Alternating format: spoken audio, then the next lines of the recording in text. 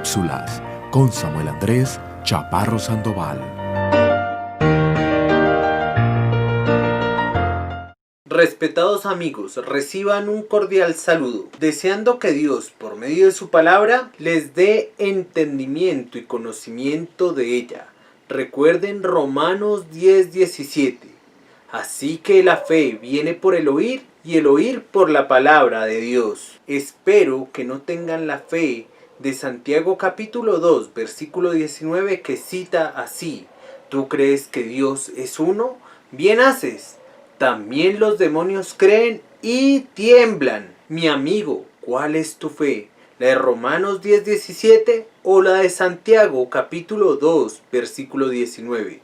Tienes que tener una fe conforme lo afirma la palabra de Dios, o de lo contrario irás al lago de fuego.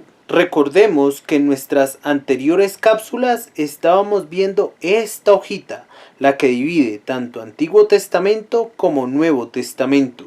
Esta hojita aproximadamente fueron 400 años en los que se dieron grandes avances. Allí, en esta hojita divisoria, surgieron personajes como los fariseos, los escribas, los saduceos, los celotes y los publicanos.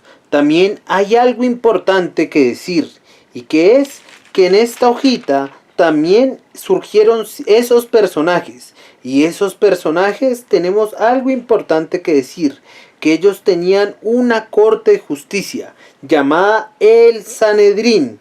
¿Y qué era el Sanedrín?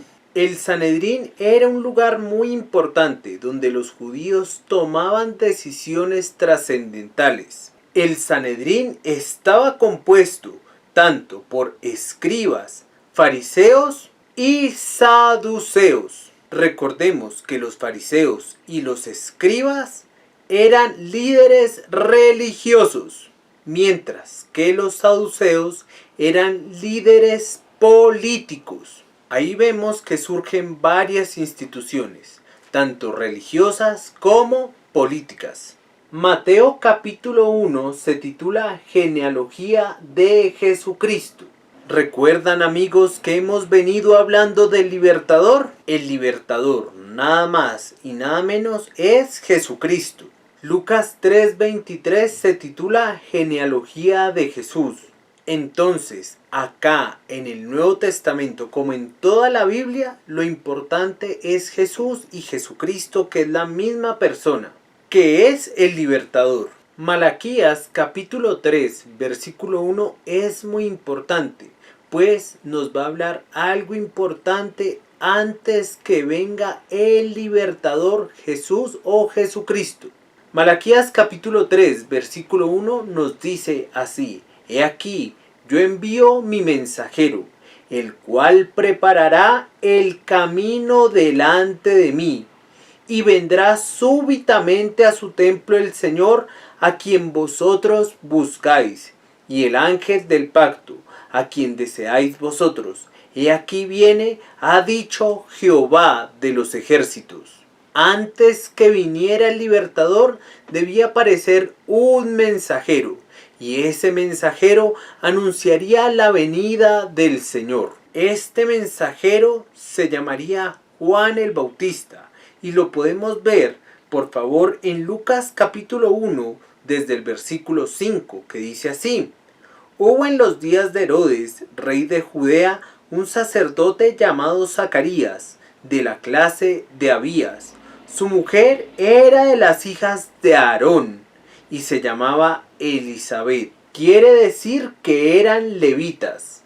Cita así: ambos eran justos delante de Dios, y andaban irreprensibles en todos los mandamientos y ordenanzas del Señor. Pero no tenían hijo porque Elisabet era estéril, y ambos eran ya de edad avanzada. Aconteció que ejerciendo Zacarías el sacerdocio delante de Dios, según el orden de su clase, conforme a la costumbre del sacerdocio, le tocó en suerte ofrecer el incienso entrando en el santuario del Señor. Y toda la multitud del pueblo estaba fuera orando a la hora del incienso.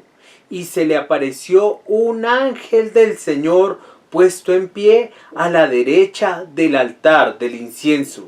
Y se turbó Zacarías al verle, y le sobrecogió temor. Pero el ángel le dijo: Zacarías, no temas, porque tu oración ha sido oída, y tu mujer Elizabeth te dará a luz un hijo, y llamarás su nombre Juan.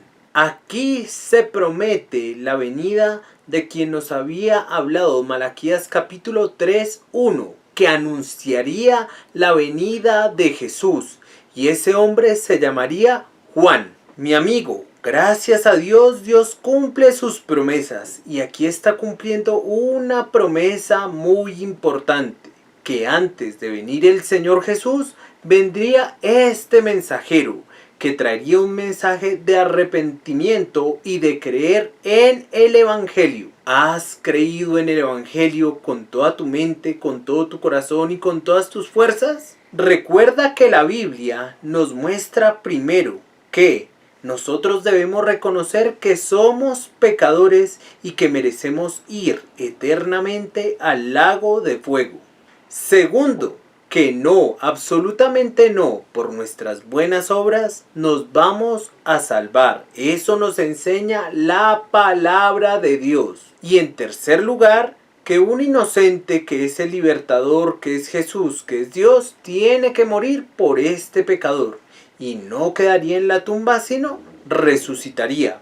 ¿Has creído eso, amigo, con toda tu mente, con todo tu corazón y con todas tus fuerzas? Dios te bendiga, amigo, y hasta nuestra próxima cápsula. Cápsulas con Samuel Andrés Chaparro Sandoval.